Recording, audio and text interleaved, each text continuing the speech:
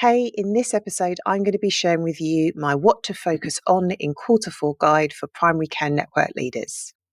Hey, my name is Tara, and welcome back to the Business of Healthcare podcast. I hope you guys are doing well, and also welcome to those of you watching on our YouTube channel.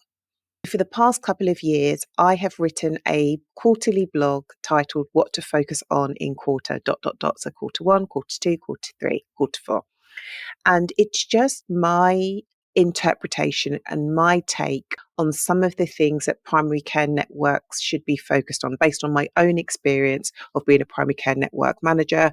And our company to date has supported over 120 primary care networks in a variety of capacities. And I know this is very specific to my primary care network colleagues, but I'm sure that there will be some principles that you can apply into your own setting if you do not work in a primary care network. So before I get started, I just wanted to issue you a disclaimer. Now, every network has common things that we all need to do, but there will also be specific things to your network which I don't know, which may not be captured in this guide. It is a guide and hopefully a framework for you to build on and edit and amend and insert things that I've not included, okay? Okay, first we are going to start with financial management. So this is your opportunity to make sure you've dotted the I's, you've crossed the T's, you have reviewed your additional role reimbursement scheme allocation. Are you going to be underspent? Are you going to be overspent? And what is the implication of either of those factors? And if you don't have a regular finance meeting, quarter four is the time to have this, and have this sooner rather than later. So schedule this in January. Don't wait until the end of the financial year. And it's not uncommon for many networks to not fully understand their financial position, even into the next financial year. It's really, really important. It will save a lot of time. It will save a lot of stress. Make sure you understand your budget lines. Make sure all outstanding invoices have been paid and reconciled. This is also an opportunity to review kind of like your ongoing expenditure, and are you getting value for money on all of your expenditure? Have you got subscriptions that you no longer use? Would also double check, are you owed any money?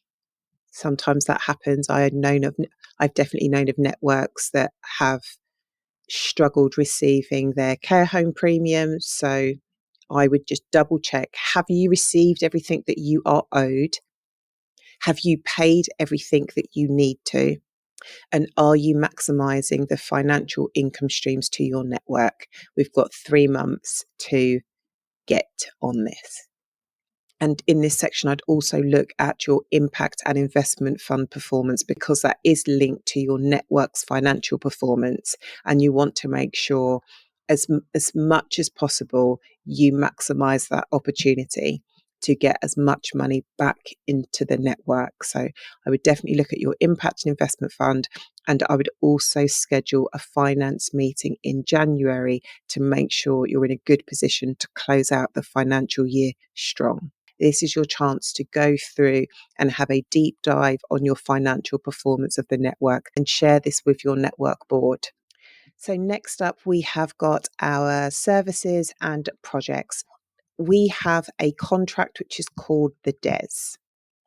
And in that, we've got all of our clinical services that we should be delivering on. And this should be business as usual. And if any of you saw my What to Focus On in quarter 3 video, shared a dashboard which you can look at, and in our template store you can purchase if you want more of a framework to organize your network's performance. But for those of you that have got your own dashboard, it should be really easy to track what you have been doing to deliver on those contracts. And you may also have some projects, and the majority of projects fail, and that to a degree is okay. It's really common, but don't just whether your project was a success or a failure, don't just kiss it goodbye. Don't just move on without doing that evaluation piece of looking at, what did we say we were going to do? What did we actually do? What worked well? What didn't work well? And what lessons are we going to take forward into the future? Now, a lot of this work that I'm suggesting has to be done alongside the day job. And I know that it's busy, like 100%. I know that it is busy, but it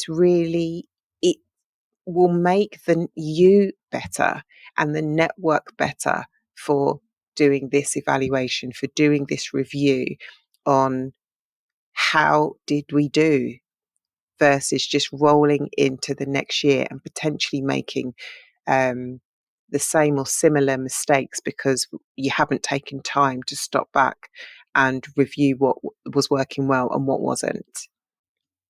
And as a recap from the kind of the core DES services, we've got enhanced access, social prescribing, enhanced care in care homes, cardiovascular disease, early cancer diagnosis, medication reviews and medicines optimizations, and tackling neighbourhood health inequalities.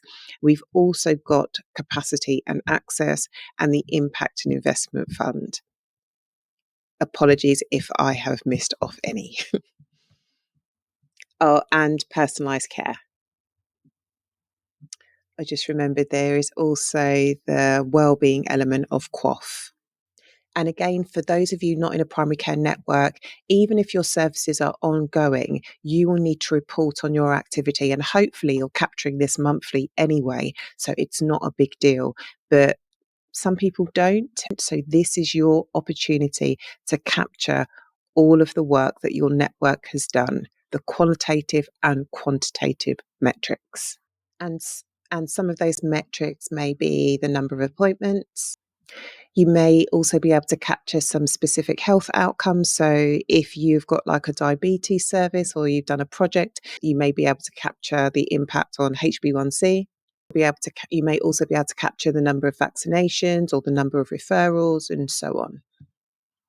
So I've just walked you through our primary care network leaders kind of end of year review, and you've got 3 months to compile all of this information. So you've got plenty of time. And even in THC, we do an end of year review, and Valentina pulls all of that information in regards to services, what worked well, employees, projects, conferences, like blog views, all of that stuff that we capture because we want to know what did we do and what did we do well so we can do more of that. And the things we weren't great at, why? And do we need to get better at that, or can we just park it and leave it, or do we need some further additional support? So yeah, I think it's a really important and valuable exercise when it comes to primary care network leaders and presenting this information to your board in the form of a report. Like some people aren't that close to the network and think, what do you even do? What does the network even do? So to be able to say, we've done all of this work and we've maximized the income streams and we've given, like paid dividends back to the network, dividends back to the practices. I think it's really important to highlight it, draw a line under it, and then start strategic planning for the next year if you've not done so already. Okay, I hope you found that helpful. Depending on where you are watching or listening to this, I will leave a link in the show notes or the descriptions to a blog which has got even more detail in it. And it's also got a checklist to help guide you through this Q4 process. So, hope you found it helpful. If you are listening to this on the Business of Healthcare podcast, I would love it if you could subscribe and share it if you found this episode helpful. And if you are watching this on YouTube and you found this video helpful, it'd be great if you could just give me, the only thing I ask for is a thumbs up just to let me know that you think that it's helpful. Okay, I will see you in the next episode.